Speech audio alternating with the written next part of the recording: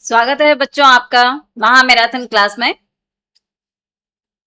BA semester second Hindi साहित्य की महामैराथन class. जी हाँ, हम पार्ट 1 और पार्ट 2 ले चुके हैं, जिसमें हमने यूनिट 1, यूनिट 2 और यूनिट 3 पर चर्चा की। आज हम पार्ट 3 में क्या चर्चा करने वाले हैं? हम सह प्रसंग व्याख्याओं के बारे में जानने वाले हैं कि व्याख्याएं हमें लिखनी कैसे हैं। भाई, इतनी सारी व्याख्याओं को तो हम याद नहीं कर सकते ना, पद याद नहीं कर सकते हैं। तो फिर उसका सरल तरीका क्या है, उसको हम किस तरीके से लिखेंगे, उसको हम आज इस चैनल पे देखते हैं। देखिए, हमने सब कुछ देखा।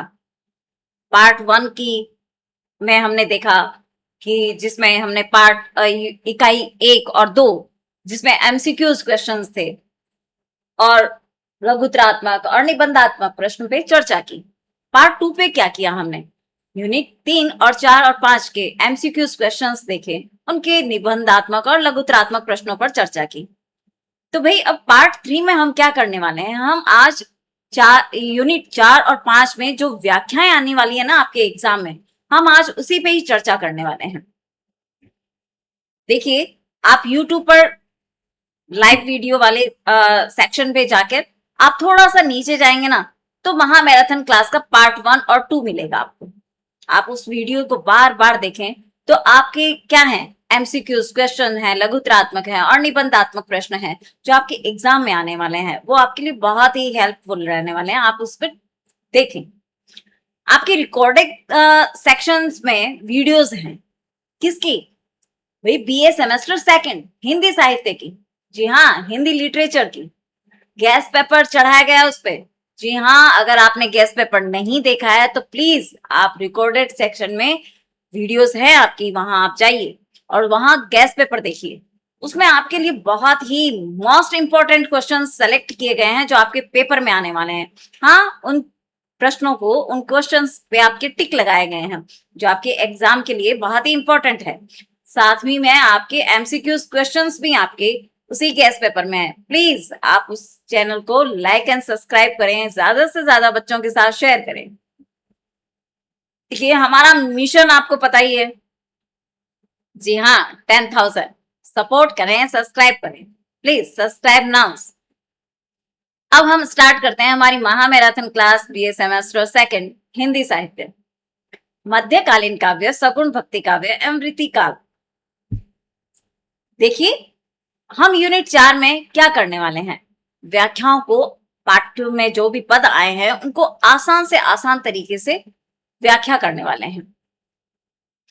इतनी सारी व्याख्याएं याद तो नहीं की जा सकती, लेकिन हमने क्या किया है, आपके लिए यूनिवर्सल तरीके से उसको तैयार किया है कि जब भी कोई व्याख्या उसका समझ में ना आए, मान लीजिए विनय पत्रिका से तुलसीदास जी द्वारा रचित हमारे पास कोई व्याख्या आ गई, तो हम क्या करते हैं, उसका कुछ समझ में नहीं आए तो ये सारा जो सार होता है ना थोड़ा, तो वो उसमें ऐड कर देते हैं। तो हमारी जो कहते हैं ना कि 80% व्याख्या जो है वो राइट हो जाती है, सही हो जाती है। तो उसका लिखने का तरीका हम समझ लेते हैं। सह प्रसंग हम क्या लिखेंगे? प्रस्तुत पद गोस्वामी तुलसीदास द्वारा रचित विनय पत्रिका से लिया गया है। कहां से? विनय पत्रिका से लिया गया है।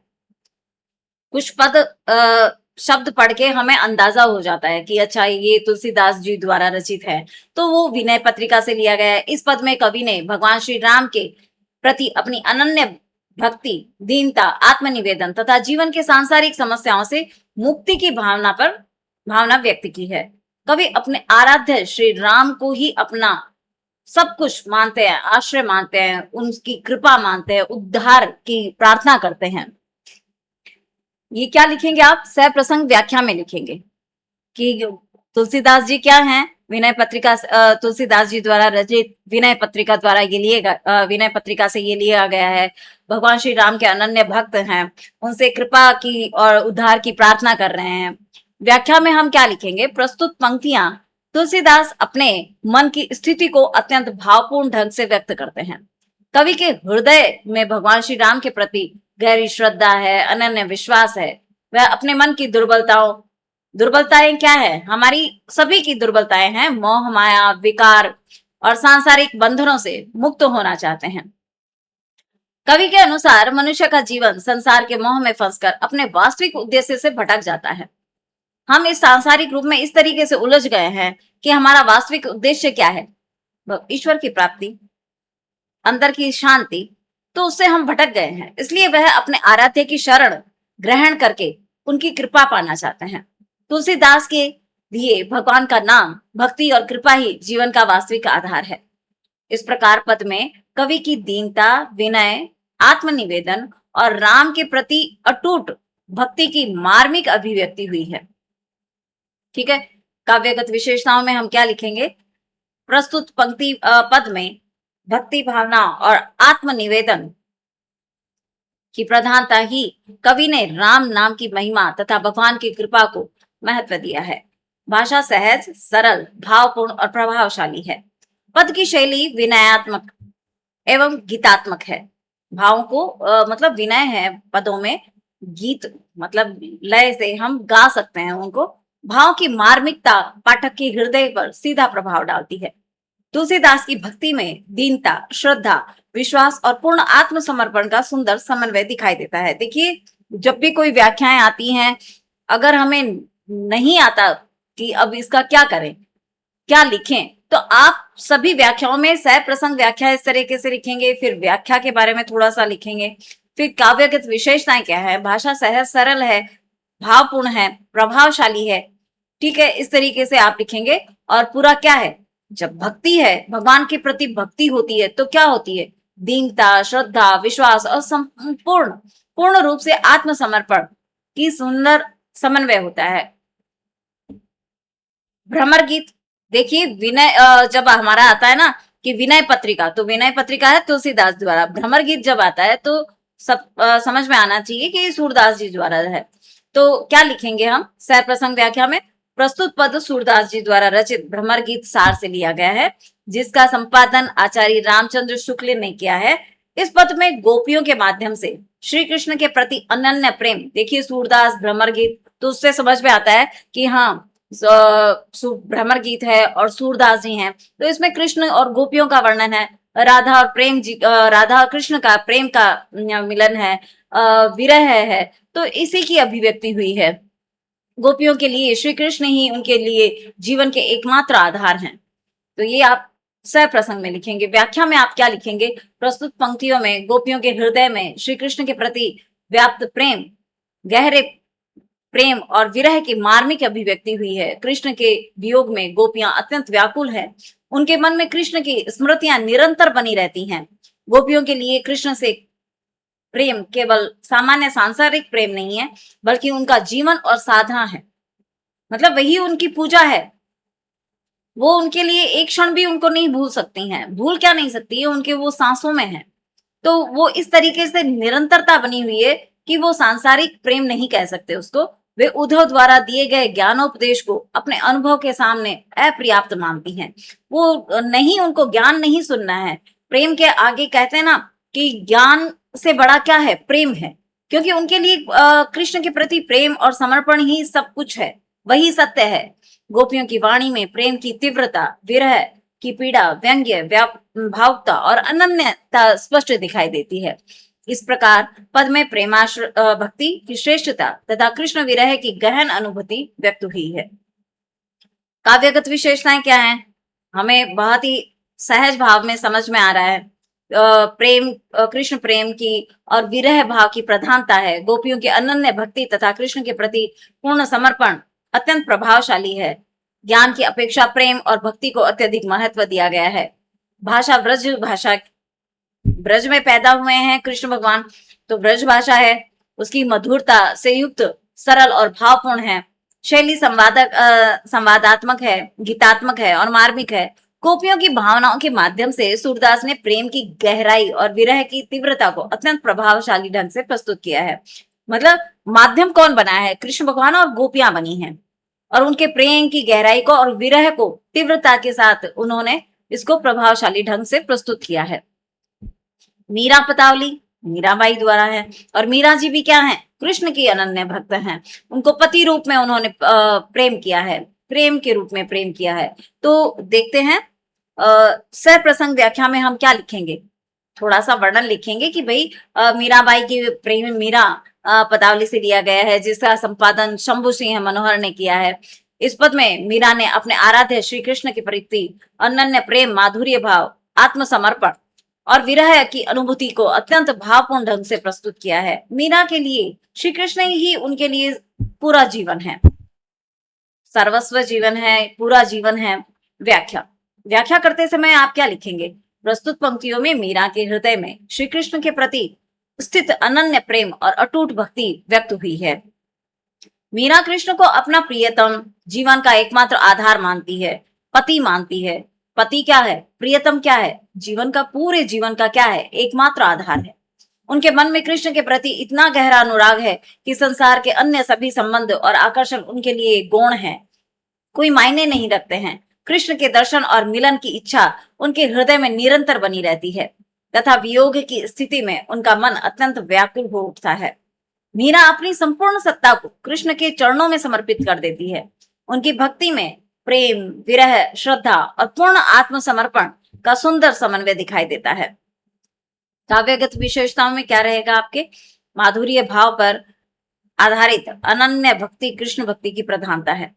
प्रेम और विरह की अनुभूति अत्यंत व्यक्तिगत एवं मार्मिक है। व्यक्तिगत मतलब मीरा ने खुद ने महसूस किया है, मार्मिक मतलब बहुत गहराई है उसमें। मीरा की भक्ति सहज, निष्कपट और पूर्ण आत्मसमर्पण पर आधारित है। भाषा सहज, सरल, मधुर और गीतात्मक है। उनको हम पदों को गा भी सकते हैं। शैली भावात्मक एवं हृदय स्पर्शी, मतलब जिनके पद जो है ना वो मन को छूते हैं। पद में कृष्ण के प्रति गहरी आत्मीयता और प्रेम की तीव्रता दिखाई देती है। रस खान के बारे में, भाई रस खान भी किसके हैं, रस खान देखिए, हमने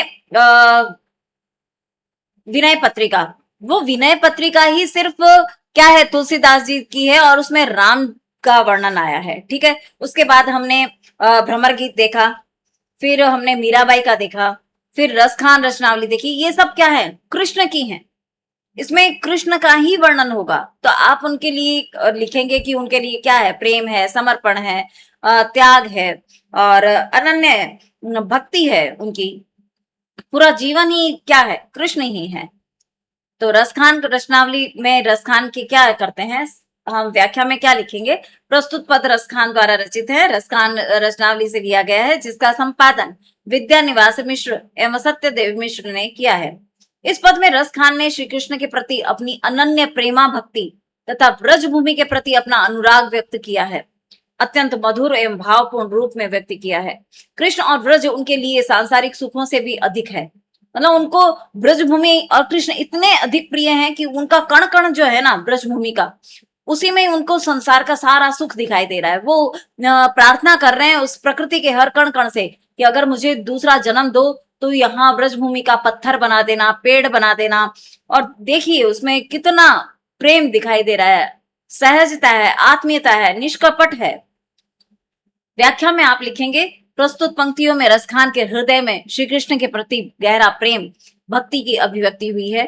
कवि कृष्ण के रूप, लीलाओं और ब्रज भूमि और ब्रज के सामान्य जीवन से इतना प्रभावित हुए हैं कि वह अपने जीवन को किसी भी रूप में कृष्ण और ब्रज के से जोड़कर देखना चाहते हैं, उसका अभिन्न अंग बनना चाहते हैं।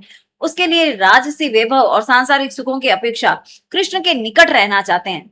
अधिक महत्वपूर्ण है, कृष्ण के प्रति यह प्रेम अत्यंत सहज, आत्मीय और निष्कपट है। देखिए जितना भी हमने देखा, मीरा का, रसखान जी का और सूरदास जी का, आप किसी भी कवि को उठाकर देख लीजिए, या जो इनके राम और कृष्ण के भक्त हैं वो क्या हैं, सहज हैं, आत्मीय हैं और निष्कपट प्रेम है इनका। पद में कृष्ण के प्रति समर्पण, साथ साथ ब्रजभूमि के प्रति गहरा अनुराग भी है।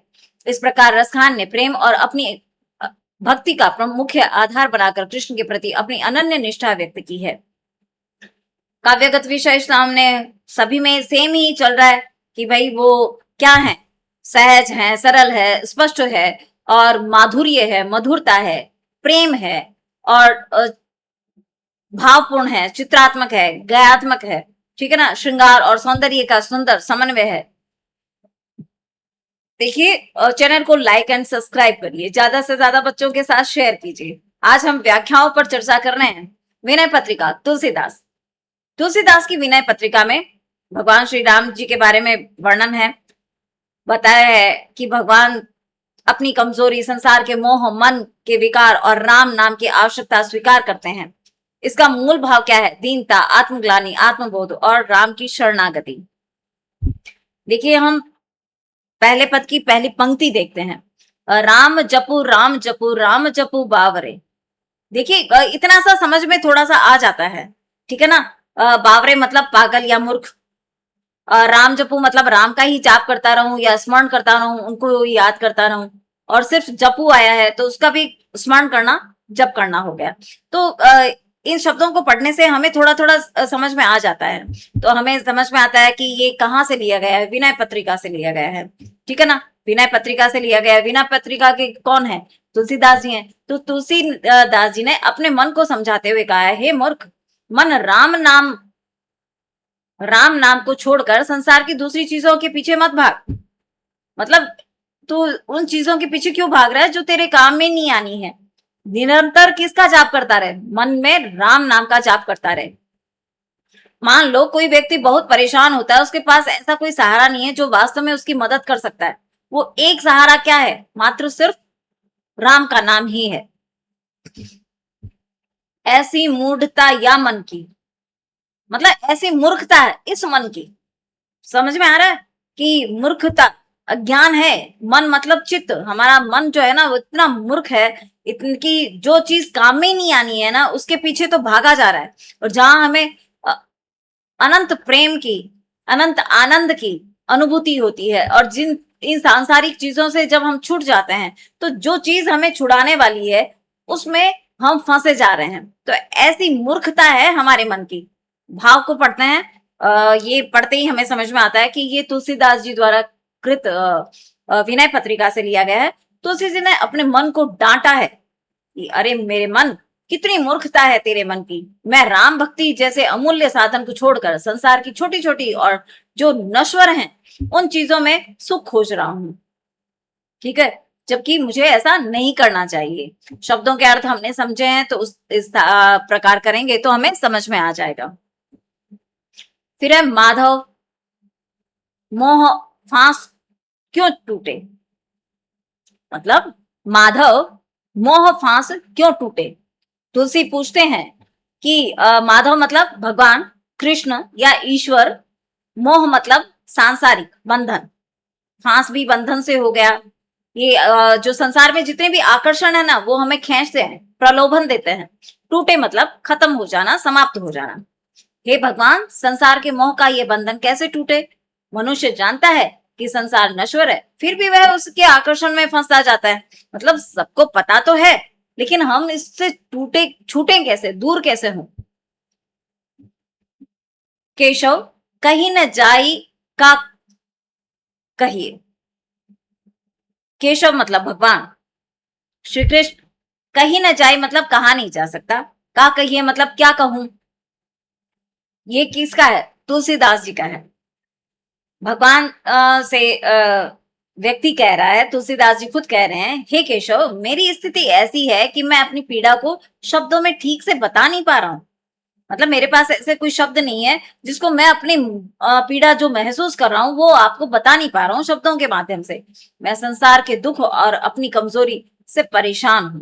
मतलब ये संसार तो मुझे अपनी ओर खींच रहा है, और मेरे मन की कमजोरी है कि मैं इसमें फंस जाता हूं। जो निज मन परिहरे विकारा। निज मतलब अपना, परिहरे मतलब छोड़ दे, विकार मतलब बुराई, दोष, कमियां, मन मतलब चित्त, हमारा मन, हृदय। तुलसीदास जी कहते हैं, अगर मनुष्य अपने मन के बुरे विचार और विकार छोड़ दे तो वह भक्ति के मार्ग पर चल सकता है। कहानी की तरह अगर हम समझें तो देखिए, मन मतलब कमरा हो गया, विकार मतलब गंदगी हो गई, भक्ति मतलब नई वस्तु, नई चीजें। पहले मन के विकार को हटाएंगे तभी तो अच्छी चीजें लाकर उसमें रखेंगे, तभी वो सच्ची भक्ति टिक पाएगी, रहेगी, दिखाई देगी भगवान को। अगला है, ऐसो को उदार जग माही। उदार मतलब दयालु, बड़े हृदय वाला। जगमाही मतलब संसार में। दीन मतलब गरीब, असहाय, बेसहारा। देखिए, इसमें तुलसीदास जी ने भगवान से उदारता की प्रशंसा करते हुए कहा है कि आप तो बड़े उदार हैं, बड़े दयालु हैं, बड़ा हृदय आपका बड़ा है, मतलब इतनी कृपा कर देते हैं आप तो। इस संसार में राम जैसा दयालु और कोई नहीं है। वे ऐसे लोगों पर भी कृपा कर देते हैं जो स्वयं कमजोर और दोषपूर्ण हैं, मतलब जिनमें इतने कमजोरियां हैं, दोष हैं, विकार हैं, लेकिन भगवान राम क्या हैं, इतने दयालु हैं कि वो उन पर कृपा कर देते हैं। कबहू को हो यही रहनी रहोगे। कबहू मतलब कब तक, कभी, यही रहनी मतलब ऐसी जीवन पद्धति, रहूंगा मतलब रहूंगा, कब तक रहूंगा मैं ऐसी ही स्थिति में। संत स्वभाव, संत जैसा अच्छा स्वभाव। देखिए, तुलसीदास जी कहते हैं मेरी इच्छा कर रही है, मन में ऐसे भाव उठते हैं, काश मैं ऐसी अच्छी जीवन पद्धति अपना सकूं जिसमें संतों जैसा स्वभाव हो, भगवान की कृपा बनी रहे। मतलब मेरी स्थिति अब ऐसी कब तक रहेगी, मैं अब चाहता हूं, मेरी इच्छा है कि अब मुझे संतों का संग मिले, उनके जैसा ही मेरा मन हो जाए और भगवान की मेरे ऊपर कृपा बनी रहे। मैं भी एक दिन ऐसा बनना चाहता हूँ, मेरा व्यवहार भी अच्छा करना चाहता हूँ और गलतियों से क्या दूर रहना चाहता हूँ। मन पछते ही अवसर बीते। मन मतलब हृदय, पछते मतलब पछताना है, अवसर मतलब मौका, समय, बीते मतलब जब बीत जाता है या निकल जाता है। तुलसीदास मन को चेतावनी देते हैं, मन को समझा रहे हैं, देख समय निकल जाने के बाद पछताने से कोई फायदा नहीं है, इसलिए अभी से ही भगवान की भक्ति कर लो। हम सोचते हैं ना कल करेंगे, बाद में करेंगे, तो तुलसीदास जी बोले ऐसा समय कभी नहीं आएगा।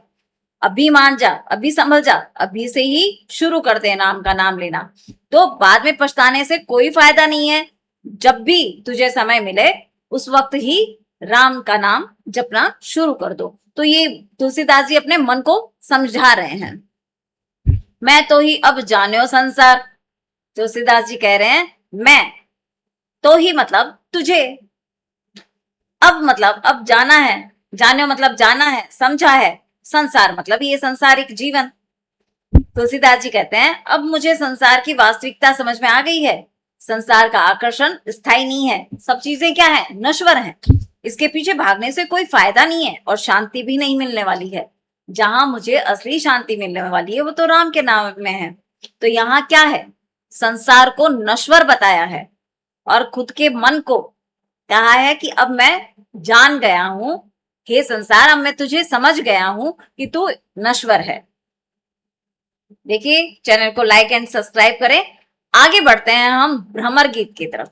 भ्रमर गीत का देखिए, भ्रमर गीत समझ में आता है, सूरदास का लिखा हुआ है।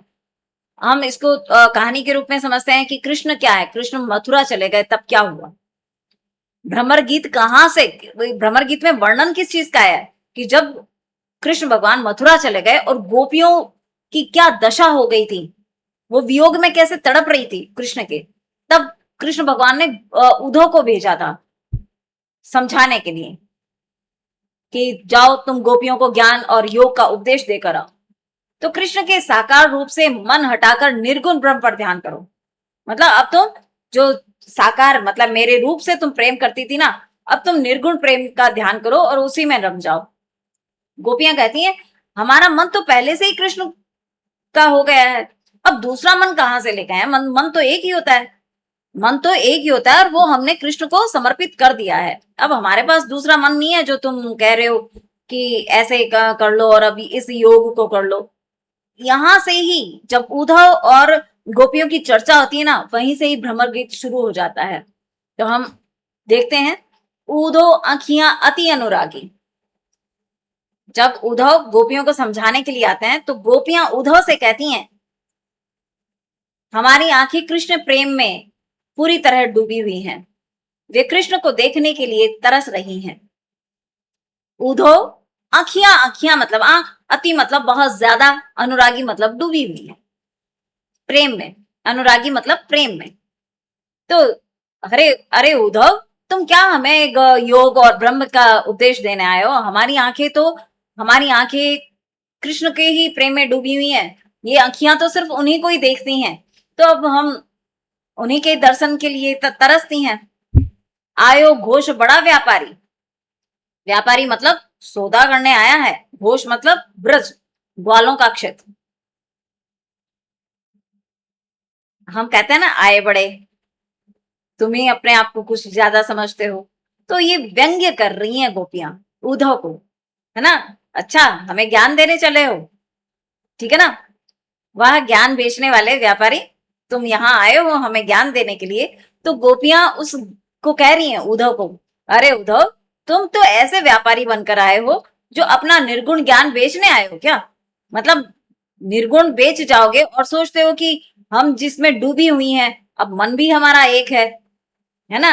तो हम उसमें अब कैसे दूसरा मन कहां से लेकर आए? जो तुम समझा रहे हो उसको हम समझे कैसे? तो तुम एक व्यापारी बनकर आए हो, अपना ज्ञान बांटना चाहते हो, तो वो हमारे पास उसकी जगह नहीं है। ऊधो मन नाही 10-20। देखो, वो बार बार समझा रही है, अनन्य भक्ति है यहाँ कृष्ण की। वो बार बार कह रही हैं कि अरे उद्धव, अब तुम्हारी बात हम कैसे, तुम्हारा मान कैसे रखें? अब हमारे पास तो मन ही एक है, और जो कि हम कृष्ण भगवान को दे चुके हैं, है ना। अब वो जो ले गया है, अब हमारे पास तो कुछ बचा ही नहीं है, तो तुम्हारा ज्ञान कहाँ रखें?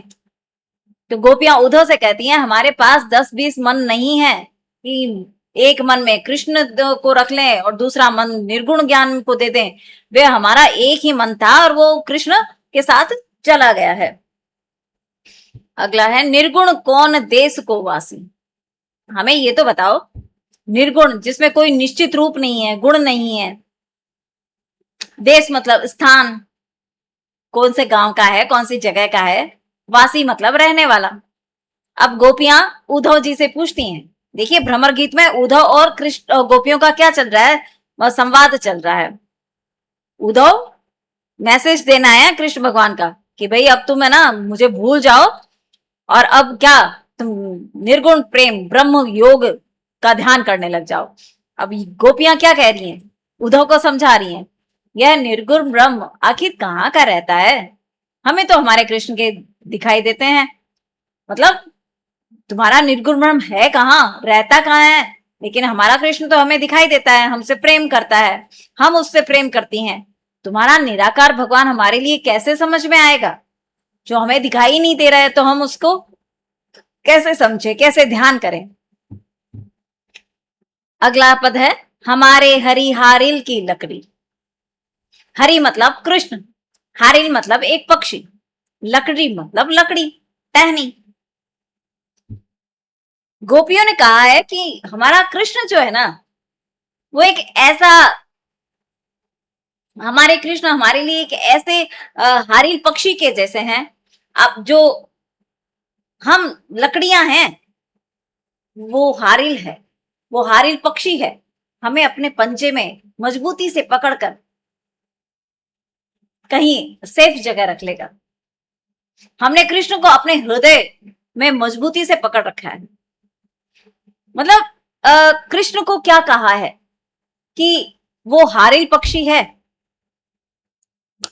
और हमारा मन है ना, मजबूती से उसको पकड़ रखा है। तो अब उसको छोड़ने का तो कोई मतलब कोई विचार ही नहीं है, हम सोच ही नहीं सकती। जिसको हमने इतना पंजों में जकड़ लिया है, तो हम उसको कैसे छोड़ दें? जिस तरीके से हारिल पक्षी एक लकड़ी को पकड़ लेता है, अपने पंजे में जकड़ लेता है उसको, उसी तरीके से ने हमारे मन ने कृष्ण को जकड़ रखा है, तो हम उसको नहीं भूल सकते। उर में माखन चोर अड़े। उर मतलब हृदय, मन। माखन चोर किसको कहा है? कृष्ण को कहा है। अड़े मतलब मजबूती से टिके हुए। अड़ जाता है ना, जिद कर लेता है, तो जैसे बच्चा अड़ जाता है किसी चीज के लिए, तो वो अड़ा हुआ है। कृष्ण ने गोपियों का हृदय जीत लिया है। माखन चुराने वाला कृष्ण अब हमारे हृदय में आकर बैठ गया है। उसे वहां से कोई निकाल नहीं सकता। मतलब अब जो पूरा अधिकार ही उसका हो गया है, तो अब उसको दूसरा कैसे निकाल सकता है? दूसरा क्या, हम खुद भी, हम तो उसके अधीन हैं और वो हमारे अधीन है। तो हम उसको नहीं, उर में माखन चोर अड़े, मतलब बैठे हैं हमारे हृदय में, कौन बैठे हैं? माखन चोर बैठे हैं। तो हम उसको कैसे निकाल दें? मधुकर श्याम हमारे चोर, मधुकर मतलब भौरा, श्याम भी यहाँ कृष्ण को ही कहा है, चोर मतलब चोरी करने वाला। गोपियां कृष्ण को चोर कहती हैं क्योंकि उन्होंने उनके मन और प्रेम दोनों चुरा लिए हैं। मतलब माखन तो चुराते ही थे, लेकिन अब इतनी बड़ी चोरी देखो कि गोपियों का प्रेम भी चुरा लिया, मन भी चुरा लिया। मधुकर श्याम हमारे चोर, हमारे चोर से मतलब है हमारे हृदय की भी चोर है वो। ऊधो भली करी ब्रज आए, मतलब हम कहते हैं ना, भले आए तुम, अच्छा किया जो तुम यहाँ आ गए। भली करी मतलब अच्छा किया, ब्रज आए मतलब ब्रज में आए हो। गोपियां उद्धव से कहती हैं, अच्छा हुआ तुम ब्रज आ गए, कम से कम तुम्हारे आने से हमें कृष्ण की बातें करने का अवसर तो मिला, वरना हम तो इस सांसारिक कामों में ही लगे हुए थे। अच्छा है इस बहाने हम कृष्ण की चर्चा कर रहे हैं, है ना? तो अभी भी खुश हो रही हैं। मतलब उद्धव तो उनको वियोग और ब्रह्म का ज्ञान, सॉरी, योग और ब्रह्म का ज्ञान देने आया है, निर्गुण ब्रह्म का ज्ञान देने आया है। लेकिन यहाँ पर भी गोपियां क्या है, खुश हो रही हैं कि अच्छा है इस बहाने हम कृष्ण की चर्चा कर रही हैं, बातें कर रही हैं। बिन गोपाल बैरिन भई कुंजे, गोपाल भी यहाँ कृष्ण को ही कहा है। देखिए कितने नाम दिए हैं गोपियों ने कृष्ण को। गोपाल यहाँ कृष्ण को कहा है। बैरिन मतलब शत्रु, दुश्मन। कुंज मतलब वृक्षों से घिरी सुंदर जगह है। गोपियां कृष्ण से कह रही हैं, कृष्ण के बिना वही वृंदावन की कूंजे जो पहले हमें सुख देती थी, अब हमारी दुश्मन जैसी लगती हैं। मतलब जब कृष्ण हमारे साथ रहते थे तब यही हरियाली, ये वृक्ष से घिरी हुई ये लताएं, ये सब क्या है? ये वन उपवन बाग बगीचे हमें क्या देते थे? सुंदर लगते थे, सुख देते थे। लेकिन अब यही हमें बेरी लगती हैं, दुश्मन लगती हैं। बिन गोपाल मतलब बिना कृष्ण के, बैरिन मतलब दुश्मन, भई कुंजे, कुंजे मतलब बाग उपवन वृंदावन की जो हरियाली है वो हमें दुख देती है। लखियत कालिंदी अतिकारी, कालिंदी मतलब यमुना नदी, कारी मतलब काली, लखियती मतलब दिखाई देती है। अब गोपियां कृष्ण को कहनी है, गोपियां जो है, गोपियों को कृष्ण के बिना यमुना भी बहुत काली दिखाई देती है, क्योंकि यमुना घाट के किनारे ही या वो बांसुरी सुना करती थी, कृष्ण की लीलाएं देखा करती थी। तो अब गोपियां कह रही हैं कि हमें तो बिना कृष्ण के ये यमुना नदी है ना, वो भी काली दिखाई देते हैं। उनका अपना विरह ही उन्हें हर चीज को उदास और काला दिखाई दे रहा है।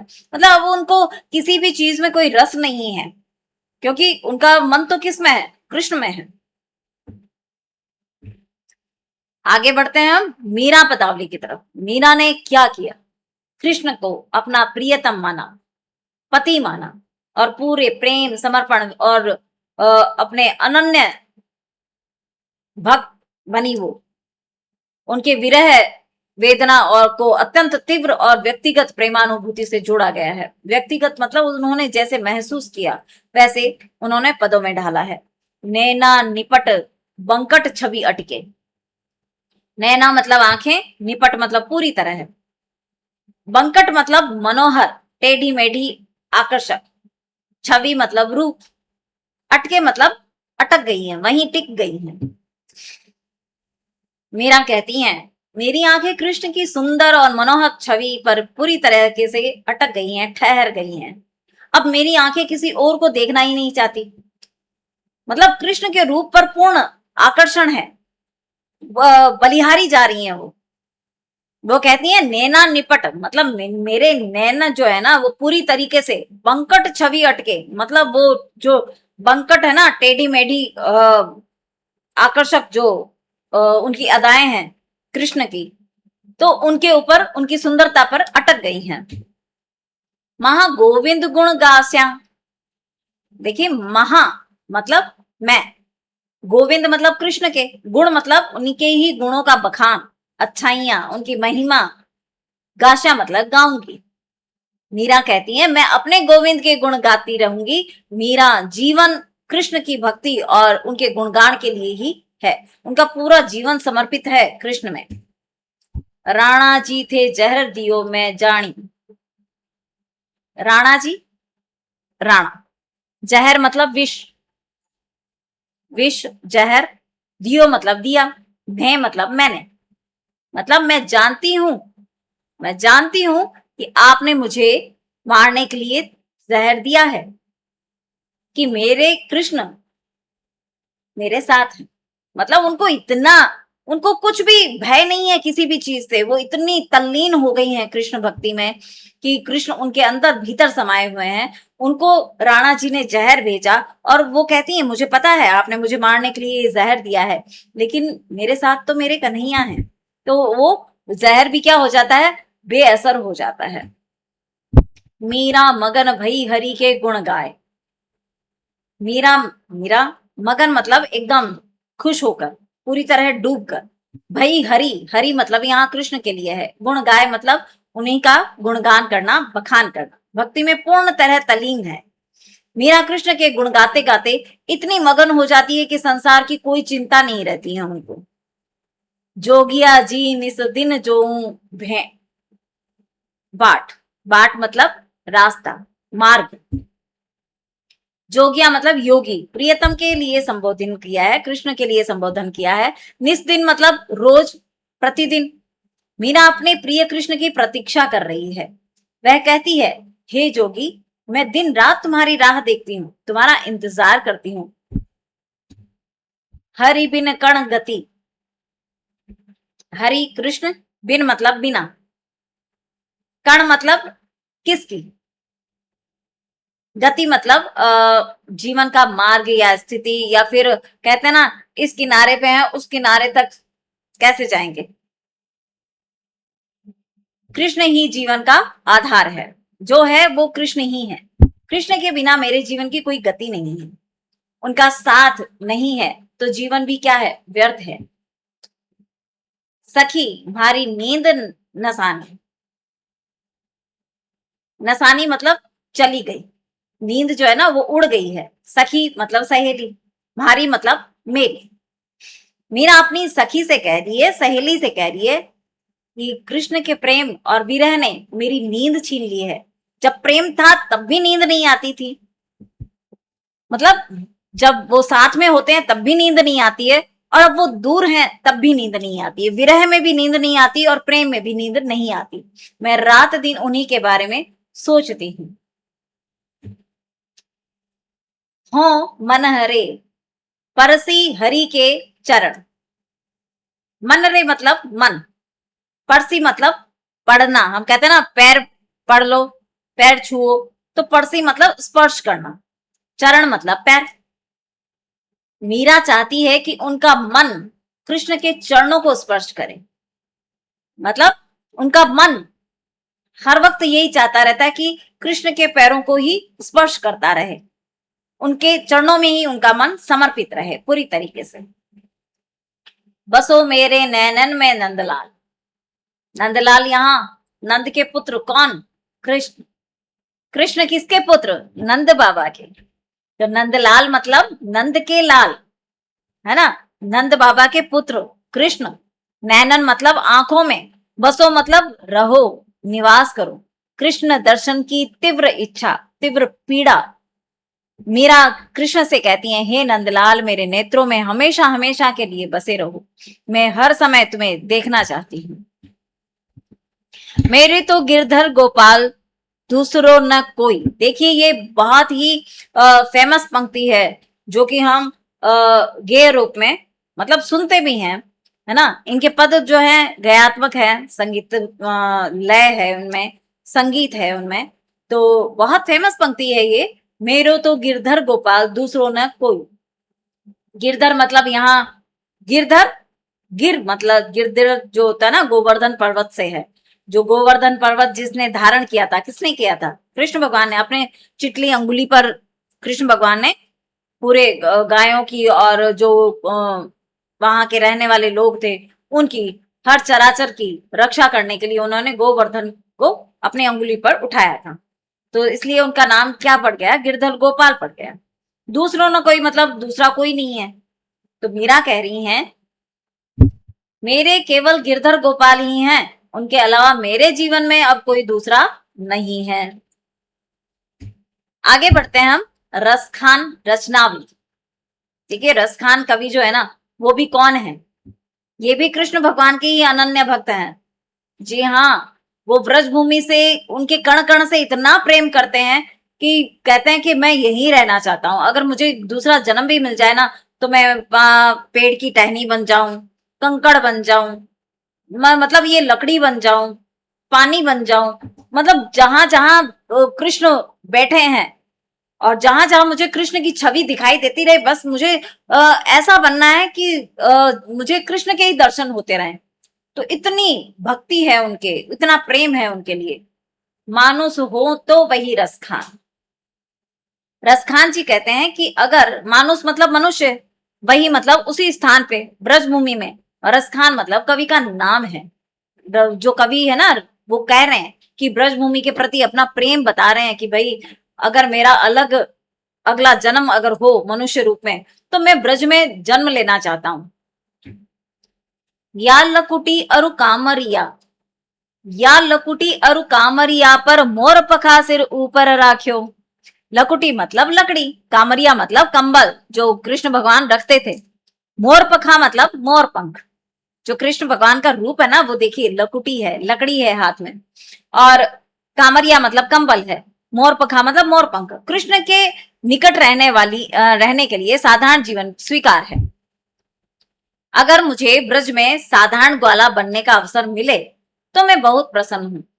हाथ में लकड़ी, कंधे पर कंबल और सिर पर मोर पंख लेकर कृष्ण के ब्रज में घूमना भी मुझे बहुत प्रिय है। देखिए यहाँ आपके शब्दार्थ दे रखे हैं, तो शब्दार्थों को आप देखेंगे ना तो व्याख्या आपको बहुत ही सहज रूप से समझ में आ जाएगी। खेलत फाग सुहाग भरी, फाग मतलब होली का उत्सव, सुहाग मतलब प्रेम और सौभाग्य से भरी, खेलत मतलब खेलते हुए। ये आपके शब्दार्थ हैं और शब्दार्थ देखते ही आपको समझ में आ जाएगी कि क्या है, क्या ये कृष्ण है, गोपियां हैं, हंसी मजाक हो रहा है, चारों ओर रंग ही रंग है, होली है, वो किस तरीके से उसमें शामिल हो रहे हैं। रसखान कृष्ण के साथ ब्रज के फाग में होली खेलने की कल्पना करते हैं। वो सोचते हैं मैं भी कृष्ण और ब्रज की गोपियों के साथ रंगों में खेल रहा हूं। कान्हा भय बस बांसुरी के, कान्हा मतलब कृष्ण, बस मतलब वश में हो जाना, कंट्रोल हो जाना, बांसुरी मतलब कृष्ण की मौली। रसखान कहते हैं कि कृष्ण की बांसुरी की धुन इतनी मधुर है कि स्वयं कृष्ण भी जैसे बांसुरी के वश में हो गए हैं। जी हाँ, कहते हैं कि कृष्ण जब बांसुरी बजाते हैं तो वह राधा जी का ध्यान करते हैं, और जब वो राधा जी का ध्यान करते हैं तो इतना मग्न हो जाते हैं कि वो खुद उस बांसुरी के कंट्रोल में हो जाते हैं। कौन हो जाते हैं? कृष्ण। जब कृष्ण ही बांसुरी के कंट्रोल में हो गए तो सभी सुनने वाले तो उसके कंट्रोल में हो ही जाते हैं। तो कान्हा भय बस बांसुरी के, कान्हा जो है भय मतलब हो गए हैं, बस मतलब उसके वश में, किसके? बांसुरी के।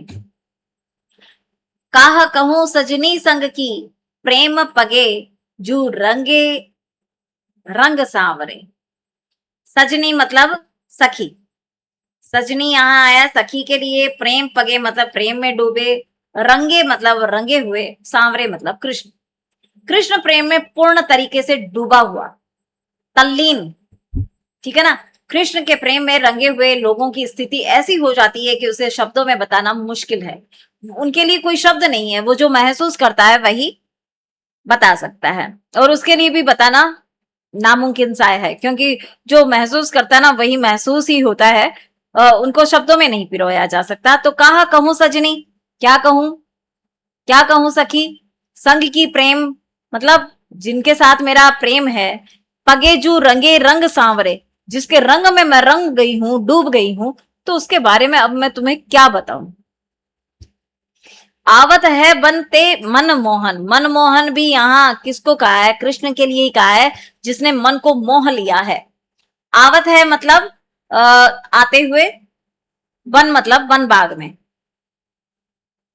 अब दृश्य क्या है? कृष्ण जब वन से लौट रहे हैं, गाय उनके साथ हैं, ब्रजवासी उनकी ओर देखते हैं, कृष्ण की सुंदर छवि देखकर उनका मन आकर्षित हो जाता है। वहीं कृष्ण को देखकर किसका मन आकर्षित नहीं होता, और उनकी ऐसी छवि मनोरम देखकर तो किसी का भी मन आवत है बनते, मतलब आते हुए देखकर वन की तरफ सबका मन मोहित तो हो जाता है। चारों की सबसे जरूरी बात देख लेते हैं हम कि ये चारों में से जो भी व्याख्याएं आएंगी उनमें सबसे जरूरी चीज क्या है, क्या याद रखना है। देखिए तुलसीदास जी क्या है, उन्होंने राम जी का किया, संसार से परेशान मन है, राम की शरण में ही जाना चाहिए। सूरदास जी ने कहा कि कृष्ण से बिछड़ी गोपियां और उद्धव का ज्ञान उन्हें नहीं चाहिए। किसको नहीं चाहिए? गोपियों को नहीं चाहिए। वो कहती हैं कि कृष्ण प्रेम ही उनके लिए सर्वस्व है, उनका जीवन का आधार क्या है? कृष्ण ही का प्रेम ही है। मीरा कहती हैं कि भाई मैं इस सांसारिक जीवन में नहीं रहना चाहती और मैं कृष्ण को नहीं छोड़ना चाहती। रसखान क्या कहते हैं कि भगवान कृष्ण से इतना प्रेम है उनको कि मनुष्य, पशु, पक्षी, पत्थर कुछ भी वो बनने को तैयार है, बस ब्रज में रहना उनको स्वीकार है। देखिए चैनल को लाइक एंड सब्सक्राइब करें, ज्यादा से ज्यादा बच्चों के साथ शेयर करें, क्योंकि आज हम व्याख्या को समझ रहे हैं, क्योंकि प्रश्न में व्याख्याएं पूछी जाती हैं और हमारे क्वेश्चंस जो है ना हम व्याख्या तक नहीं पहुंच पाते हैं व्याख्या करते समय, तो इसलिए हम इस पे चर्चा कर रहे हैं। तो आप ध्यान से इनको देखें। यूनिट 5 पे जाते हैं हम, इससे भी व्याख्याएं ली हैं। तो बिहारी रत्नाकर है, बिहारी जी ने जब आएंगी व्याख्याएं तब हम क्या लिखेंगे? सह प्रसंग प्रस्तुत दोहा बिहारी द्वारा रचित बिहारी रत्नाकर से लिया गया है, जिसका संपादन जगन्नाथ दास रत्नाकर ने किया है। प्रस्तुत दोहे में बिहारी ने प्रेम, भक्ति, श्रृंगार, देखिए आज तो हम भगवान के प्रेम में ही समर्पण, भक्ति, श्रृंगार इसी को ही पढ़ने वाले हैं, ठीक है ना। भाव को अत्यंत संक्षिप्त और प्रभावशाली ढंग से व्यक्त किया है। कवि ने थोड़े से शब्दों में गहरे भाव को व्यक्त किया है, अपनी काव्य कला का परिचय दिया है। व्याख्या में हम ये लिखेंगे, देखिए व्याख्याओं में क्या होता है, हमें सिर्फ अर्थ समझना होता है पंक्तियों का। जब एक दो पंक्तियों का अर्थ समझ में आ जाता है तो पता चल जाता है ये कहाँ से ली गई है, किसने लिखी है और इसमें कहना क्या चाहता है। तो जब हम ये पढ़ लेंगे ना, ये यूनिवर्सल है आपका, आप ये यूनिवर्स तरीके से समझिए इसको, कि जो भी व्याख्या पूछे उसमें आप सबसे पहले इतना लिख देंगे ना जो अभी पढ़ने जा रहे हैं, तो आपकी व्याख्याएं जो है वो एकदम सही जाने वाली है। व्याख्या करते समय आप लिखेंगे, प्रस्तुत दोहे में कवि ने अपने भाव को अत्यंत सूक्ष्म, संक्षिप्त और प्रभावपूर्ण ढंग से प्रस्तुत किया है। बिहारी की विशेषता है कि वे कम से कम और अधिक अर्थ को प्रस्तुत करते हैं। प्रस्तुत पद में कवि के मन की अनुभूति, मतलब मन को ही तो दर्शाया है इन पदों के द्वारा। तो प्रेम भावना, भक्ति, श्रृंगार तथा जीवन संबंधी विचारों में से जो भाव प्रसंगानुसार प्रमुख हैं, उसकी प्रभावशील अभिव्यक्ति हुई है।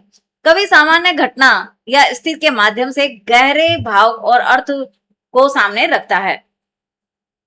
शब्दों की संक्षिप्तता के बावजूद पद में भावों की व्यापकता दिखाई देती है। इस प्रकार प्रस्तुत दोहा बिहारी की सूक्ष्म दृष्टि, भाव, सघनता और अर्थ को गौरव को स्पष्ट करता है। विशेषताएं क्या है? वही क्या स्पष्ट है, संक्षिप्त है, इनके भाव जो हैं, सघन अभिव्यक्ति है। बिहारी ने थोड़े शब्दों में क्या गहरी बातें कह दी हैं, और इसमें श्रृंगार, भक्ति और नीति भाव प्रधानता है।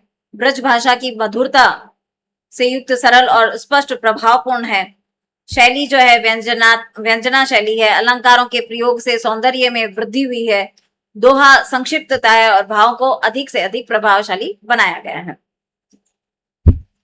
पहले तो हमने क्या कहा, बिहारी रत्नाकर जो कि बिहारी हैं। फिर है भूषण ग्रंथावली।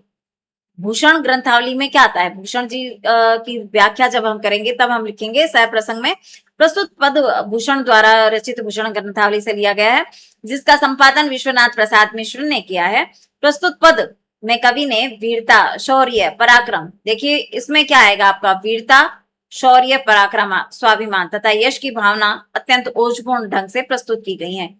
ग्रंथावली में कवि ने अपने वीर नायक के पराक्रम और प्रभाव का प्रभावशाली चित्र प्रस्तुत किया है। व्याख्या लिखते समय आप लिखेंगे कि इस प्रस्तुत पंक्तियों में भूषण ने वीर नायक के अद्भुत शौर्य, पराक्रम और तेज का वर्णन किया है। कवि के अनुसार वीर पुरुष अपनी शक्ति, साहस और पराक्रम से शत्रुओं को परास्त करने तथा अपने गौरव की रक्षा करने के लिए समर्थ होता है।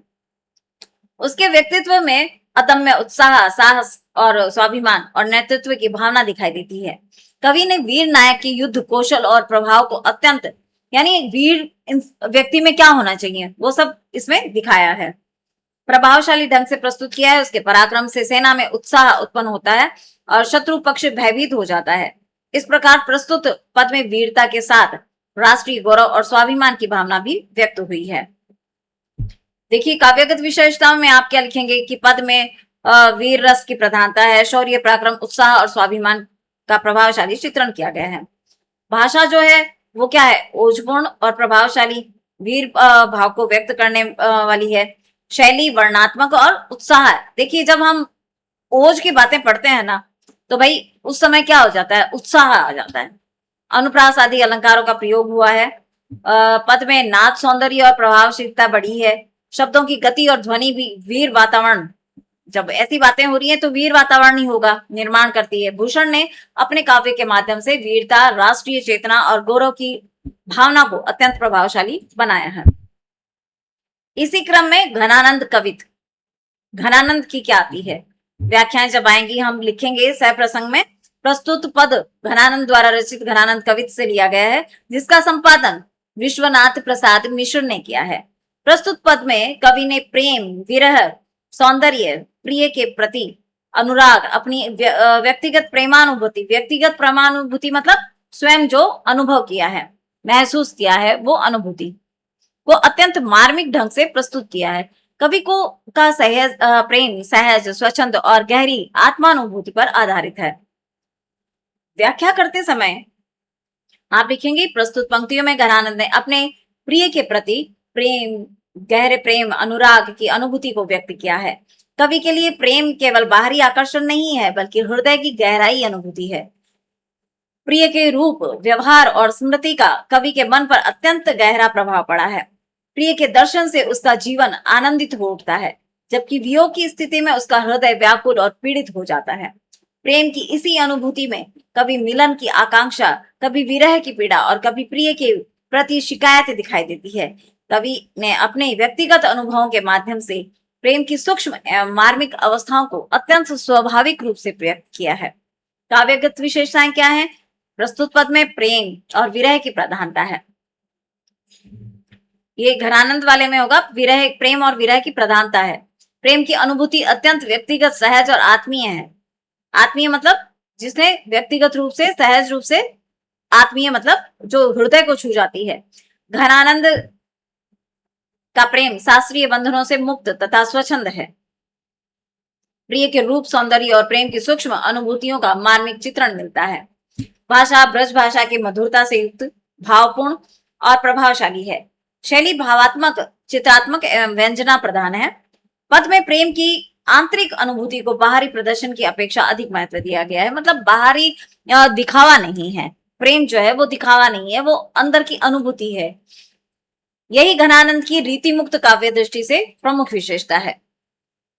अगला है गिरिधर कविराय ग्रंथावली। गिरिधर कविराय, जब यहां से अगर पंक्तियां आती हैं तब आप क्या लिखेंगे। अगर आप किसी पंक्ति की व्याख्या करने कई शब्दों की नहीं कर पाए तो आप पहले जब व्याख्या शुरू करेंगे तब आप ये सभी में लिख दें तो आपकी व्याख्या जो है वो बहुत ही प्रभावशाली रहेगी। तो हम लिखेंगे प्रस्तुत कुंडलियां गिरधर कविराय द्वारा रचित गिरधर कविराय ग्रंथावली से ली गई है, जिसका संपादन किशोरी लाल गुप्त ने किया है। प्रस्तुत कुंडलियां में कवि ने दैनिक जीवन के व्यवहार, नीति, अनुभव और जीवन के व्यवहारिक समस्याओं से संबंधित विचार से वो सरल एवं प्रभावशाली ढंग से प्रस्तुत किया है। व्याख्या में आप लिखेंगे प्रस्तुत पंक्तियों में गिरधर कविराय ने जीवन के व्यवहारिक पक्ष से जुड़ी महत्वपूर्ण बातों को स्पष्ट किया है। कवि अपने अनुभव के आधार पर मनुष्य को उचित आचरण करने, सावधानी रखने तथा परिस्थितियों को समझकर कार्य करने की प्रेरणा देता है। मतलब उन्होंने अपने अनुभवों के आधार पर बताया है कि मनुष्य को क्या करना चाहिए, मनुष्य को उचित आचरण करना चाहिए, सावधानी और परिस्थितियों को समझकर व्यवहार करना चाहिए। वह व्यक्ति को अहंकार, अविवेक और गलत संगति, अनावश्यक विवाद और अनुचित व्यवहार से बचने की सीख देता है। कवि के विचारों में जीवन का व्यवहारिक अनुभव दिखाई देता है। उनकी नीति केवल उपदेश देने तक ही सीमित नहीं है, बल्कि सामान्य मनुष्य के दैनिक जीवन में उपयोगी दिखाई देती है। इस प्रकार प्रस्तुति कुंडलिया में कवि ने सरल उदाहरणों के माध्यम से जीवन उपयोगी नीति और व्यवहार बुद्धि का संदेश दिया है। काव्यगत विशेषताएं क्या क्या है? वही जो सभी की हैं, है ना, सभी की सिमिलर ही तो है। काव्यगत विशेषताएं जो हमें सहज रूप से समझ में आ रही हैं, है ना, भाषा सरल और सहज है, स्पष्ट है, अनुभव है उनका, व्यवहारिकता स्पष्ट दिखाई देती है और लोक प्रचलित है, प्रभाव डालती हैं। ठीक है ना। यूनिट 5 में अब हम ऐसे ऐसे पद पढ़ेंगे जिनकी हम व्याख्याएं करेंगे, समझते हैं। छोटी सी दो पंक्ति में बहुत बड़ा अर्थ, मतलब ये विशेषता है इनकी, बिहारी जी की, कि इन्होंने अपने दोहों में क्या किया है, श्रृंगार के साथ साथ भक्ति, नीति, जीवन, अनुभव और व्यंग्य भी इनके मिलता है। देखते हैं। मेरी भव बाधा हरो राधा नागरी सोई। बहुत छोटे छोटे शब्द हैं लेकिन बहुत ही गहरे और प्रभावशाली हैं। राधा की कृपा, यानी अगर संसार पे राधा की कृपा हो जाए, राधा में ही कृष्ण है और कृष्ण में ही राधा है, दोनों एक ही हैं, तो अगर इनकी कृपा हो जाए तो संसार की सारे बाधाएं जो है ना वो समाप्त हो जाती हैं। तो मेरी मतलब मेरी, भव मतलब संसार, ये जन्म और मरण का जो है ना प्रक्रिया है जो है, बाधा मतलब परेशानी, तकलीफें, हरो मतलब दूर कर दो, समाप्त कर दो, नागरी मतलब सुंदर ही स्त्री। कौन है सुंदर स्त्री? राधा रानी, चतुर है वो। क्यों है? क्योंकि वो कृष्ण को मना ही लेती हैं, है ना। वो कहती है कि भाई ठीक है, ये कह रहा है, इनकी बाधा दूर करो, इनकी पीड़ा को हर लो, तो इसलिए इनको चतुर कहा है। झाई मतलब छाया, ठीक है ना। हरित मतलब हर ले। बिहारी राधा जी से प्रार्थना करते हैं, हे राधा रानी, मेरे संसार के सभी दुख और बाधाएं दूर कर दो। राधा की कृपा इतनी शक्तिशाली है कि उनके शरीर की छाया भी अगर पड़ जाए तो कृष्ण का सांवला रंग हरे रंग की तरह चमक उठता है। मतलब सांवला रंग जो है ना कृष्ण का, वो भी राधा जी की छाया पड़ते ही हरे रंग में बदल जाता है। जी हाँ। तो वो बिहारी जी प्रार्थना कर रहे हैं कि मेरी बाधा हरे, भव बाधा हरे, राधा नागरी सोई। सोहत ओढ़े पीत पट, श्याम सलोनन गति गात, सॉरी, श्याम सलोन गात।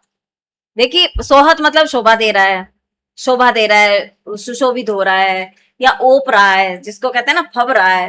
पीतपट मतलब पीला वस्त्र, श्याम मतलब सांवला, सलोने मतलब सुंदर, गात मतलब शरीर। जिसके शरीर पर पीला वस्त्र जो है वो अति सुशोभित हो रहा है, सांवला जो शरीर है ना उसके ऊपर, और सांवला शरीर किसका है? कृष्ण का है। यहाँ उनके रूप का वर्णन किया गया है कि उनके सांवले शरीर के ऊपर पीला वस्त्र जो है वो बहुत ही सुंदर सुशोभित हो रहा है, बहुत ही सुंदर दिखाई दे रहा है। अजो तरियोना ही रयो श्रुति सेवक एक अंग। अजो मतलब अभी भी, तरियोना मतलब एक छोटा आभूषण, श्रुति मतलब कान, वेद, सेवक मतलब सेवक, सेवक मतलब जो सेवा करने वाला है। बिहारी एक छोटे से आभूषण के माध्यम से बहुत गहरी बात कह रहे हैं। देखिए, नाक की छोटी सी लौंग तरियोना बहुत सुंदर लग रही है क्योंकि उसमें जो मोती लगा हुआ है ना, लेकिन इसी के माध्यम से बिहारी संकेत करते हैं कि सत्संग और श्रेष्ठ संगति साधारण व्यक्ति भी को भी ऊंचा बना देती है। देखिए कितना, संगति मतलब संग, संगति का प्रभाव बहुत बड़ा होता है। अच्छी संगति व्यक्ति का मूल्य बढ़ा देती है। यानी जो छोटा सा लौंग क्या है, जो नाक में लौंग पहनते हैं ना, वो लौंग, वो अगर धारण किया है राधा रानी ने तो वो भी तर जाता है, इस भव सागर से तर जाता है। मतलब उनका संग ही जो है ना वो उनकी क्वालिटी बढ़ाता है, उनका संगति को बताता है। कि एक छोटा सा आभूषण के माध्यम से बिहारी जी ने कह दिया कि जब एक छोटा सा आभूषण जो है वो इतनी शोभा उसकी बढ़ जाती है कि किसने धारण किया है, ठीक है ना, तो उनकी संगति में रहने वाला तो बहुत बड़ा होता है। तो पर वारू उर्वशी सुनी राधिके सुजान। वारू मतलब न्यौछावर करूं, उर मतलब हृदय, उर्वशी मतलब उर्वशी। सुजान मतलब बुद्धिमान और प्रिय।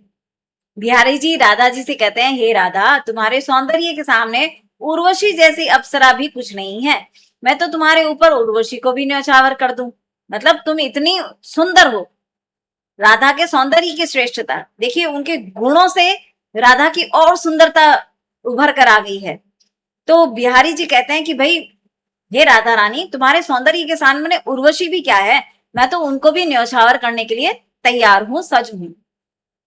नेहू न नैनन को कछू, उपजी बड़ी बलाई। बलाई मतलब विपदा, व्याधि, तकलीफ। नेहू मतलब प्रेम, नैननी मतलब आंखों में, नीर मतलब पानी, प्यास मतलब प्यास। नेहू न नैननी को कछू, उपजी बड़ी बलाई। प्रेम में पड़ी नायिका अपनी सखी से कहती है, मतलब प्रेम हो गया है नायिका को, अब वो अपनी सहेली से कह रही है, मेरी आंखों में प्रेम की ऐसी बीमारी लग गई है कि पानी से भरी रहने के बाद भी उनकी प्यास नहीं बुझती है। मतलब प्रेम से आंखों में आंसू हैं, है ना। प्रेम में उनके आंखों में आंसू हैं, कभी प्रेम के कभी विरह के।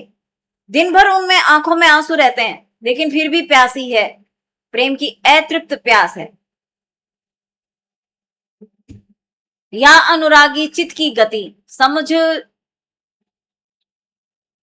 समझू जाही कोई।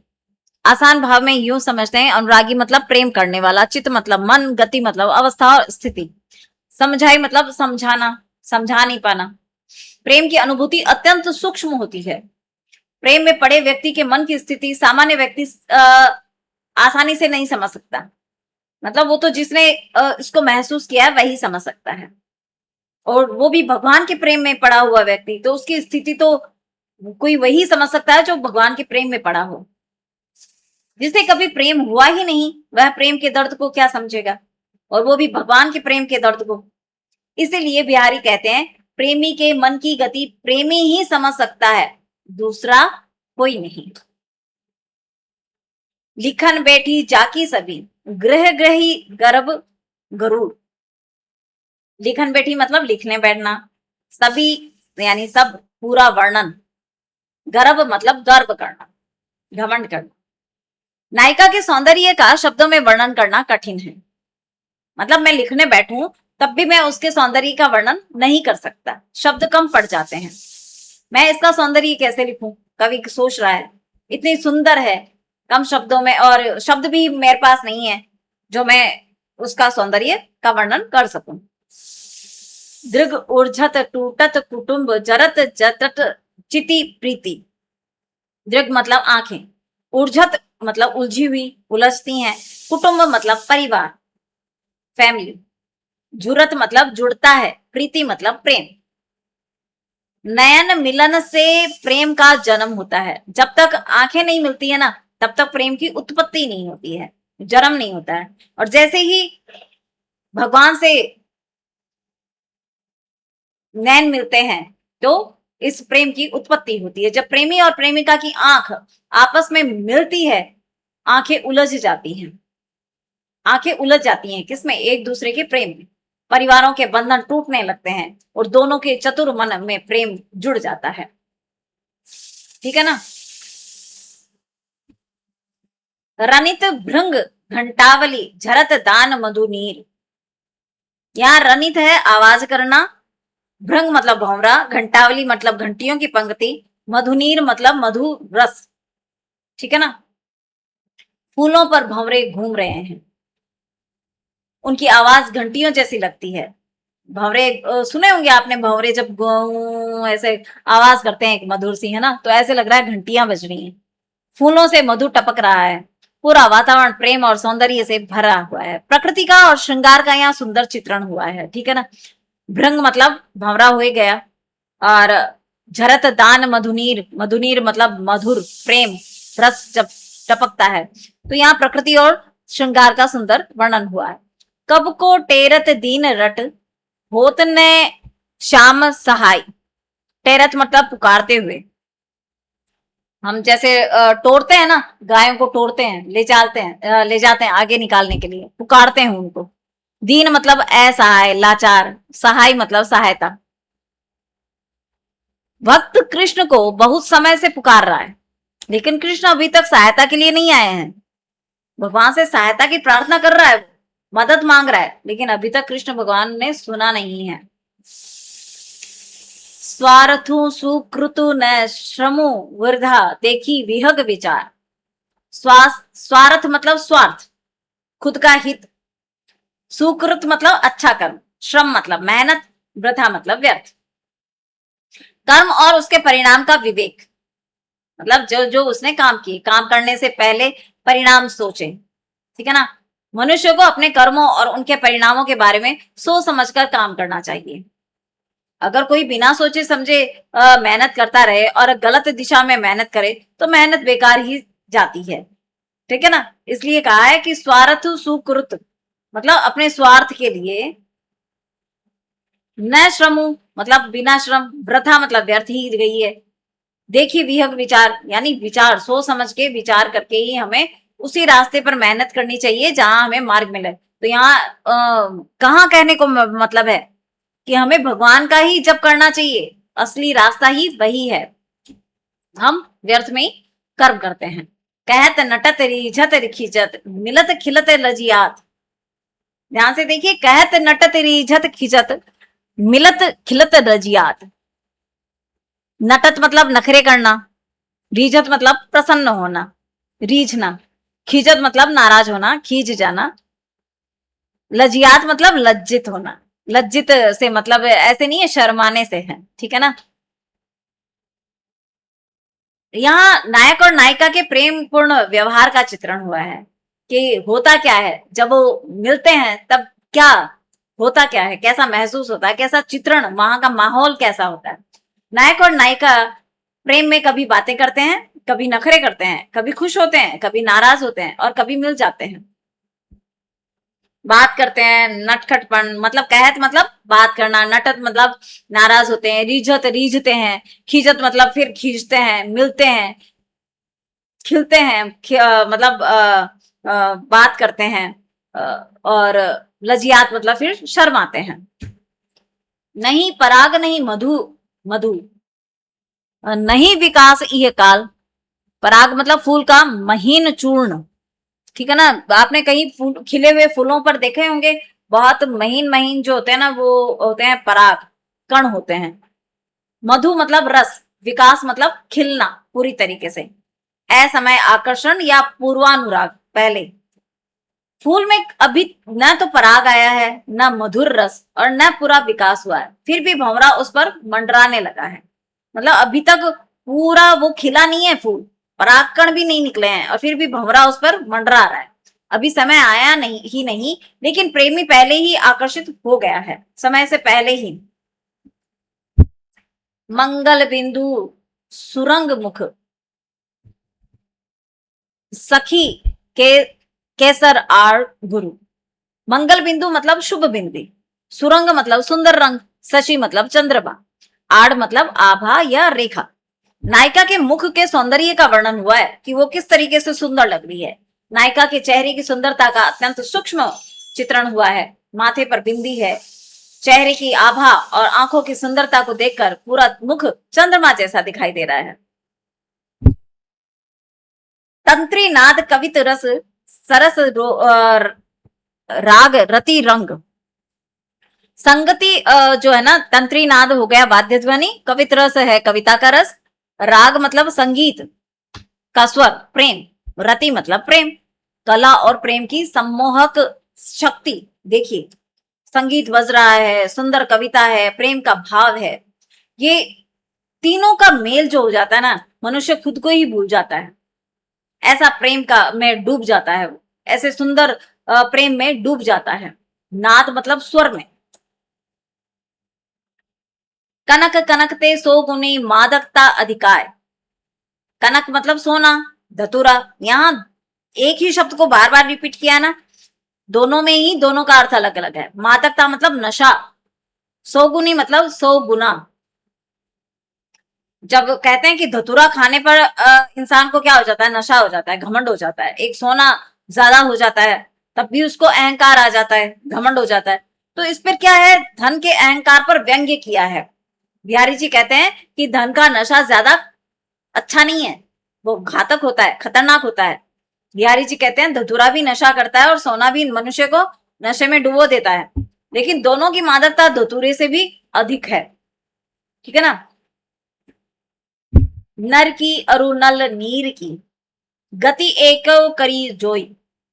नर मतलब मनुष्य, नल नीर मतलब नल का पानी, नीचा मतलब विनम्र, ऊंचा मतलब प्रतिष्ठित। कहते हैं कि जितना नल जो है ना नीचे रहता है, उतना ही पानी ऊपर उठता है। उसकी गहराई जितनी नीचे होती है ना, उतना ही पानी ऊपर चढ़ता है। तो घमंडी व्यक्ति जो होता है ना, वो बड़ा नहीं हो सकता।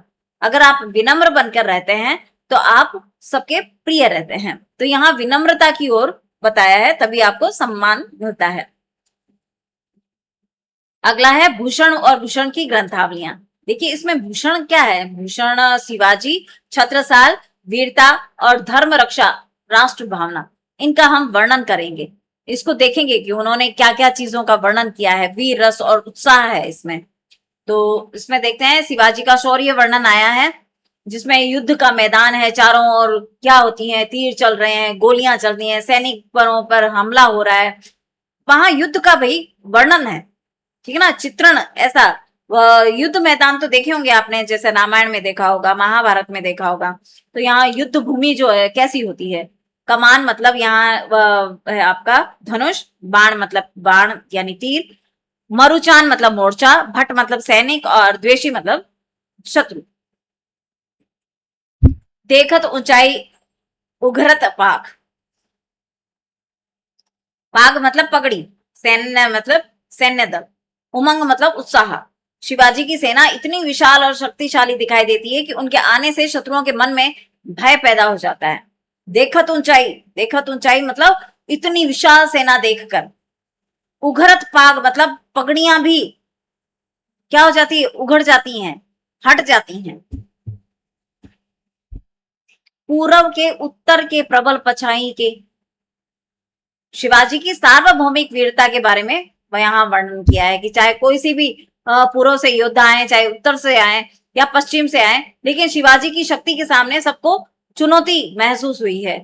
यहाँ उनकी शक्ति के बारे में बताया गया है, वीरता के बारे में बताया गया है। सब उनकी वीरता के आगे खुद को छोटा महसूस करते हैं। साजी चतुरंग सेन अंग में उमंग धारी, चतुरंग सेना मतलब चार प्रकार की सेना, अंग में उमंग मतलब शरीर में उत्साह, उमंग, जोश, है ना, विजयी होने की इच्छा। शिवाजी की सेना चारों अंगों से पूरी तरह तैयार है। मतलब चाहे आप हाथी, घोड़े, रथ, पैदल, सैनिक कुछ भी कह लें, सभी ओर से युद्ध में क्या है, उत्साह है, युद्ध के लिए तैयारी है, विशाल सेना है। वेद राखे विदित पुराण, मुख्य भाव यहाँ है धर्म, वीरता और सांस्कृतिक रक्षा के लिए। वेद मतलब पुराण, वेद, ये सब क्या है, ये बताते हैं वेदों की रक्षा करना, पुराणों की रक्षा करना, हिंदुओं की चोटी की रक्षा करना, ब्राह्मणों के जनेऊ की रक्षा करना, मंदिरों और धर्म की रक्षा करना। ये क्या है, एक धर्म रक्षक वीर की क्या है, यही तो है वीरता। ऊंचे घोर मंदिर के अंदर रहन वाली, शिवाजी के प्रताप की व्याख्या हुई है यहाँ। यहाँ शिवाजी के प्रभाव का वर्णन हुआ है। उनका प्रताप इतना बड़ा है, इतने ऊंचे पर्वतों और दुर्गों में रहने वाले लोग भी इनके प्रभाव से परिचित हैं। ऊंचे घोर मंदिर मतलब, घोर मतलब बहुत बड़े, अंदर रहन वाली मतलब उनके अंदर रहने वालों को भी पता है कि शिवाजी का प्रभाव कितना है, कितनी व्यापकता है उनके प्रताप की। छत्रसाल का प्रताप वर्णन। भुंज मतलब बाहा, भुजंग मतलब सांप, चम्मू मतलब सेना, प्रताप मतलब शक्ति या यश। छत्रसाल का अद्भुत युद्ध कौशल और पराक्रम के बारे में इसका वर्णन किया गया है कि चारों ओर क्या दिखाई देती हैं, उनकी भुजाएं सांप जैसी दिखाई देती हैं, चारों ओर उनकी शक्ति जो है वो फैली हुई है। भुज भुज गैस की बेसंगिनी भुजंगिनी सी, छत्रसाल का अद्भुत युद्ध कौशल पराक्रम के बारे में बताया है कि उनकी ना भुजाएं जो है वो किस तरीके से शक्ति से भरी हुई हैं। जैसे विशाल सांप युद्ध भूमि में दौड़ रहा है, उनकी चारों ओर की जो वो भुजाएं है ना, ऐसे लग रहा है कि शत्रुओं पर टूट पड़ रही हैं। उनकी वीरता के बारे में और शक्ति के बारे में बताया है। आगे पढ़ते हैं घनानंद जी के बारे में। घनानंद जी ने सुजान, प्रेम, विरह, दर्द, मिलन और दिल की सीधी आवाज जो है ना वो हृदय तक पहुंचे, उसका वर्णन किया है। लोग है लागी कवित बनावत मोहि तो मेरे कवित बनावत। देखिए अब हम उन पंक्तियों की तरफ आते हैं जो पूछी जाती हैं। रूप निदान सुजान सकी जब तैनी नैनन नेकु निहारी। रूप निधान मतलब सौंदर्य का भंडार। रूप निधान, रूप मतलब सौंदर्य, निधान मतलब भंडार, सुजान मतलब प्रिय से सुंदर और समझदार, नैननी मतलब आंख, अकुलानी मतलब बेचैन होना, व्याकुल होना। घनानंद अपनी प्रिय सुजान को देखकर पूरी तरह प्रेम में डूब गए हैं। पहले उसकी छवि देखकर उन्हें जीवन मिलता था, अब उसी प्रिय की अपेक्षा के कारण उनकी आंखें जल रही हैं। प्रेम से उत्पन्न विरह वेदना, पहले उनको देखकर क्या होती थी, प्रेम में डूब जाते थे, और अब विरह वेदना में उनकी आंखें क्या हो रही हैं, जल रही हैं। तब तो छवि पीवत जीवत हैं, अब सचिन लोचन जात। छवि पीवत मतलब सुंदरता को देखकर आनंद लेना, सोचन मतलब चिंता, सोच, कहते हैं ना क्या सोच रहे हो, क्या चिंता कर रहे हो। लोचन मतलब नैन, आंख। जरे मतलब जल रही हैं, जल रही हैं। मिलन में सुख और वियोग में असहनीय पीड़ा।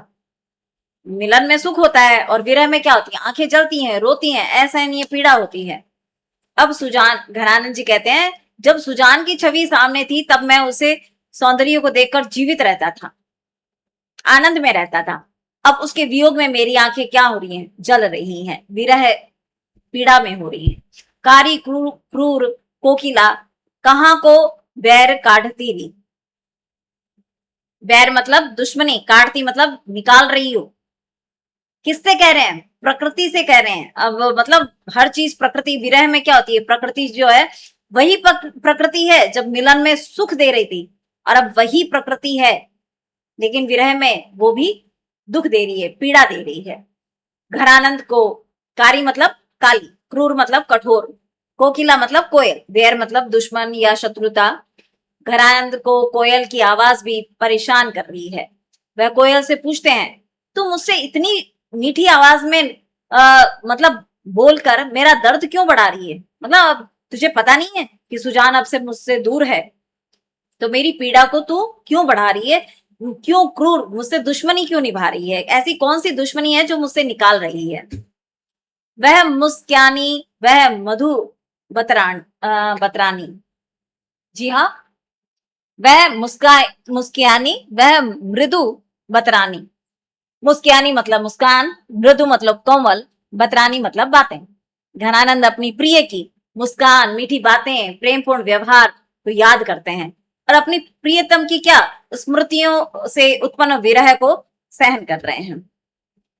अति सूधो स्नेह को मारस मार्ग है, मतलब मार्ग मतलब रास्ता, सूधो मतलब सीधा सरल, स्नेह मतलब प्रेम। घनानंद जी कहते हैं कि प्रेम का रास्ता सीधा लेकिन बहुत कठिन है, प्रेम का मार्ग बहुत ही सीधा और पवित्र है लेकिन इस पर चलना आसान नहीं है। जो प्रेम करता है वह विरह सहन करना असहनीय है। तो इस सरल तो इसको रास्ता सीधा तो बताया है लेकिन ये इस पे चलना क्या है, कठिन है। रावरे रूप की रीति अनूप नयो न लागते जो जो निहारिये। रावरे मतलब तुम्हारा, अनुप मतलब अनुपम, निहारिये मतलब निहारना, देखना, प्रिय के रूप की अनंत नवीनता, मतलब जब जब देखें तब नया नया दिखता है। घरानंद जी कहते हैं तुम्हारा रूप इतना अद्भुत है कि जितना अधिक देखूं उतना ही नया दिखता है, उतना ही सुंदर दिखता है। चोप चाह चावनी चकोर भयो चाहत ही। चावनी मतलब देखने की इच्छा, चाह, चावनी मतलब चाव, चकोर मतलब चंद्रमा का प्रेमी माना जाने वाला पक्षी, चाहत मतलब इच्छा, प्रिय के दर्शन की तीव्र लालसा। घरानंद अपने प्रिय के रूप को देखने के लिए इतने उत्सुक हैं कि उनकी आंखें चकोर पक्षी जैसी हो गई हैं। मतलब वो चकोर पक्षी किस तरीके से उस चांद को देखता रहता है, और यहाँ जो घनानंद जी है वह भी अपनी सुजान को देखने के लिए उस चकोर पक्षी की भांति जो है वो तीव्र लालसा हो रही है कि कब प्रिय के दर्शन होंगे। आखिर मुंदी वो बात दिखावत। घनानंद बताते हैं कि प्रेम और अनुभूति इतनी सूक्ष्म है कि आंखें बंद करने पर भी प्रिय दिखाई देता है। इसमें अंतर मन में प्रिय की उपस्थिति है, मतलब मन के भीतर ही प्रिय है, बाहर भी वो प्रिय को देखना चाहते हैं। उनकी आंखें जो है ना प्रिय के दर्शन के लिए लालायित हैं। सुजान सामने नहीं है, कभी आंखें बंद करता है लेकिन मन में सुजान की छवि दिखाई देती है। यानी असली प्रेम आंखों से नहीं हृदय से देखता है। धनानंद की कविता में यही सूक्ष्मता है। उनके अर्थ सीधे शब्दों में हमेशा नहीं खुलते बल्कि भाव और व्यंजना के माध्यम से सामने आते हैं। आगे बढ़ते हैं। गिरिधर कविराय कुंडलियां।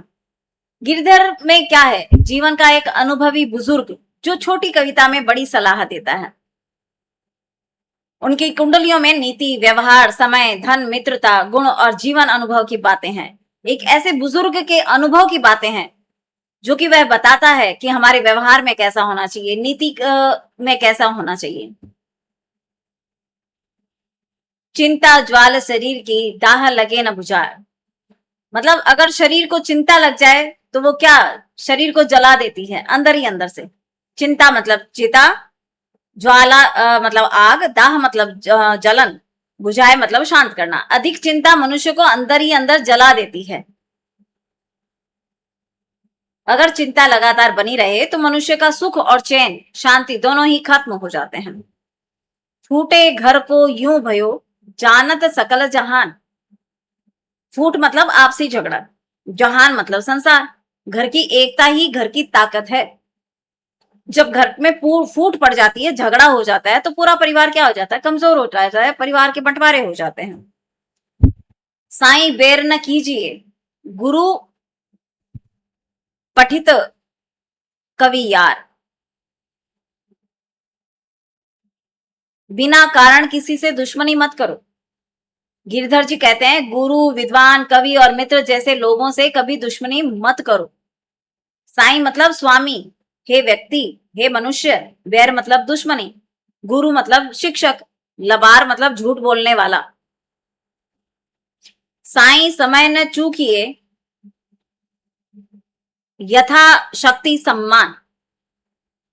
समय न चूकिए मतलब समय को जाने मत दीजिए, गंवाइए मत। यथाशक्ति मतलब अपनी क्षमता के अनुसार। दौलत मतलब धन, अभिमान मतलब घमंड।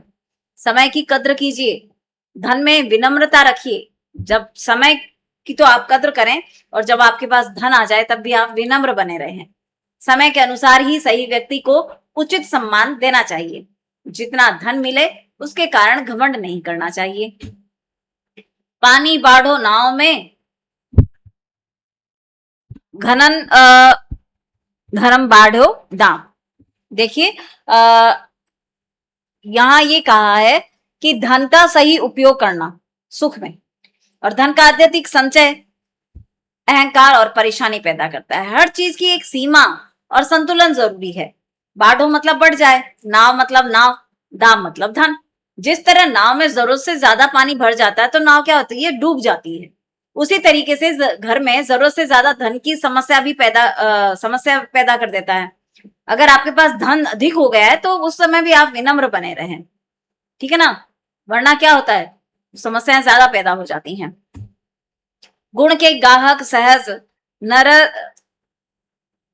नरग बिनु गुण नहीं न कोई। गुण मतलब अच्छाई, योग्यता, गाहक मतलब पहचानने, कद्र करने वाला, सहज मतलब हजार। असली सम्मान गुण से मिलता है, दिखावे से नहीं। ये दुनिया में हजारों लोग गुणी व्यक्ति की कद्र करते हैं, लेकिन बिना गुण के व्यक्ति को सम्मान मिलना कठिन है। अगर आपके मन में उसके लिए सम्मान है तो आपको बिल्कुल गुण है तो सम्मान बिल्कुल मिलेगा। बिना विचारे जो करे सो पाछे पछताए। विचारे मतलब सोच समझकर, सोचे बिना, पछताए मतलब पछताता है। जो व्यक्ति बिना सोचे समझे कोई काम करता है वो बाद में पछताता है। बीती ताही विसार दे आगे को सुधी ले। हमने पहले भी पढ़ा कि बीती बातों को भूलकर आगे सोच समझकर हमें काम करना चाहिए। चारों कवियों के बारे में हम थोड़ा थोड़ा पढ़ लेते हैं। बिहारी जी क्या है, एक कवि प्रेम और जीवन को छोटे छोटे दोहों में कैद करके हमें बताना चाहते हैं। भूषण, अब प्रेम से मिलकर हम सीधे युद्ध के मैदान में पहुंचते हैं। पहले हम प्रेम से मिले और फिर युद्ध के मैदान में पहुंचे। घोड़े के दौड़ रहे हैं, तलवारें चल रही हैं, शिवाजी और छत्रसाल युद्ध कर रहे हैं। इसमें भूषण और वीरता का हुआ है। घनानंद में युद्ध खत्म। अब एक प्रेम अकेला बैठा, प्रेमी जो है वो अकेला बैठा है, उसे अपनी सुजान की याद आ रही है। कभी उसकी मुस्कान याद आती है, कभी उसकी बातें याद आती हैं, कभी उसका रूप याद आता है। फिर विरह की पीड़ा, घनानंद दिल का दर्द बताते हैं।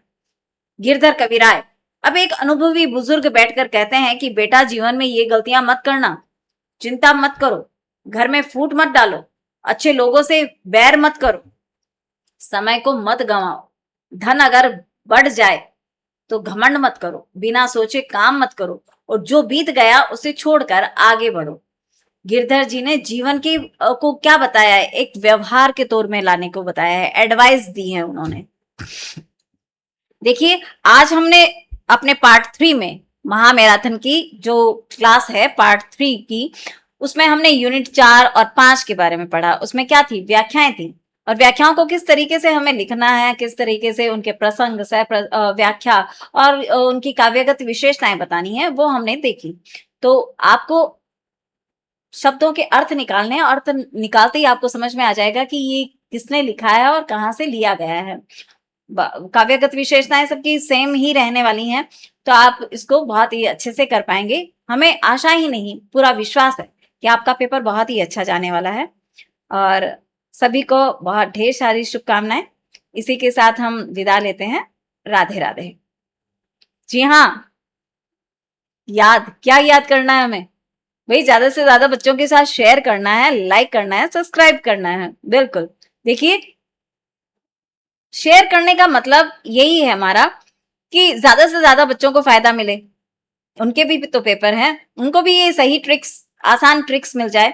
तो प्लीज आप ज्यादा से ज्यादा बच्चों के साथ शेयर करें, लाइक एंड सब्सक्राइब करें।